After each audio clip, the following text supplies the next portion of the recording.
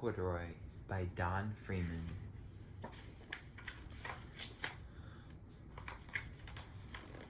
Corduroy is a bear who once lived in the toy department of a big store. Day after day, he waited with all the other animals and dolls for someone to come along and take him home.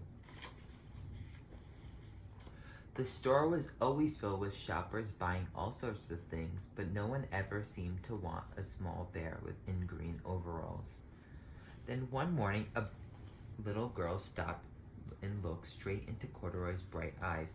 "Oh, Mommy," she said, "look, there's the very bear I've always wanted." "No, not today, dear," her mother sighed. "I've spent too much already. Besides, he doesn't look new. He's lost the button to one of his shoulder straps." Corduroy watched them sadly as they walked away.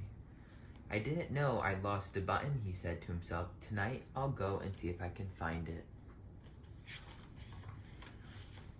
Late that evening, when all the shoppers had gone and the doors were shut and locked, Corduroy climbed carefully down from his shelf and began searching everywhere on the floor for his lost button. Suddenly, he felt the floor moving under him. Quite by accident, he had stepped onto an escalator and up he went.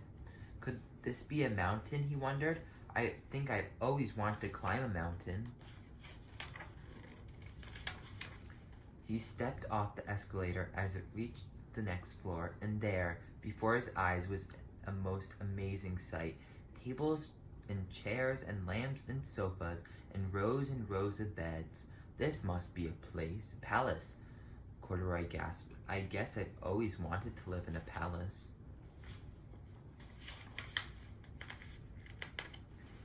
He wandered around admiring the furniture. "This must be a bed," he said.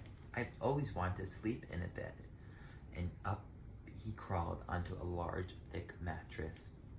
All at once, he saw something small and round. "Why, here's my button," he cried, and tried to pick it up.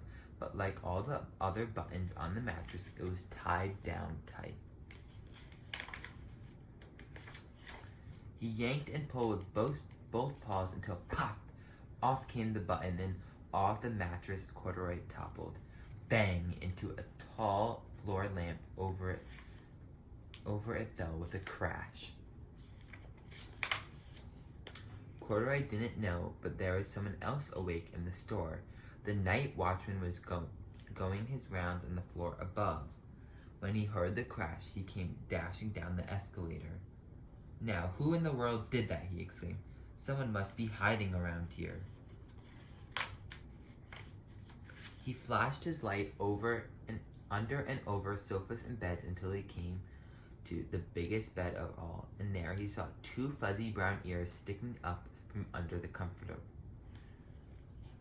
"Hello," he said. "How did you get upstairs?" The watchman tucked Corduroy under his arm and carried him down the escalator and set him on the shelf in the toy department with the other animals and dolls.